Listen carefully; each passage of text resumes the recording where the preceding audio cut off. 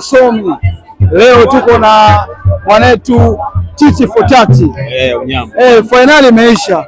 Na kwenye nusu finali ulichagua upande na upande wako umepoteza. Changamoto ilikuwa nini?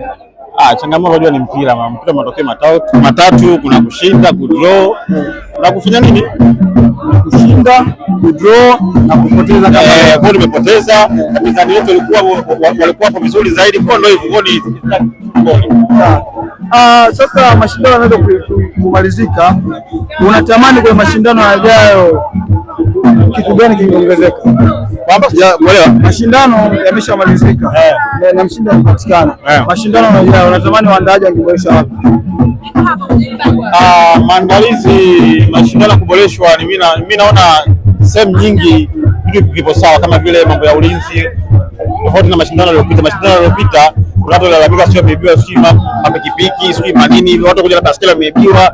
Bora nahisi kwa upande wa ulinzi upo vizuri, labda kurekebisha, labda ni sehemu labda za nini, za majukwaa hizi watu wa pembeni, labda kuweka labda sehemu za kukaa, labda ili watu wenyewe, kwa sababu watu wanakuwa ni wengi kiasi kwamba watu wengine wanakuwa nyuma sana, kwa hiyo utaratibu tu labda kwa kupanga viti ndio wewe. Ukiachana na timu ya leo iliyochukua ubingwa, wewe kwa ulihisi timu gani ilistahili kuchukua ubingwa kabla?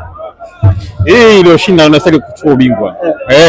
Awali ya yote, yani kwenye macho ya watu, kwa macho yako, ni timu gani ambayo ulikuwa unahisi inastahili kuchukua ubingwa? Mara ya kwanza kwa macho yangu, macho ya nyama sasa, nilikuwa nafikiri Sadi ndio atafanya nini? Atafika finali atachukua ubingwa. Lakini sawa, kama unavyoona matokeo ya mpira bwana. Kuna kushindwa, kudraw na hiyo win. So hivyo.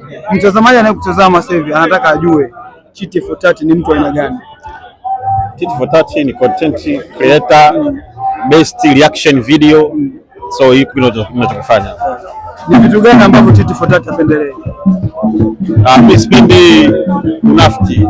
Yaani sipendi mtu kwa mfano unapiga story na wewe hapa, afu baada hapo unatoka hapo unaenda kumwambia mtu mwingine kwamba umbea, yani unajua sipendi kitu. Nikiona mwana, hata kama marafiki zangu nikiona mwana ni mnafiki, hawaga mtuka mapema sana. Jambo la kwanza ambalo anafanya Titi Fotati atakapoondoka nyumbani hivi. Kitu cha kwanza ninapotoka nyumbani kwanza, yani lazima kwanza nitayarisha kwamba najua kwamba navaa nini.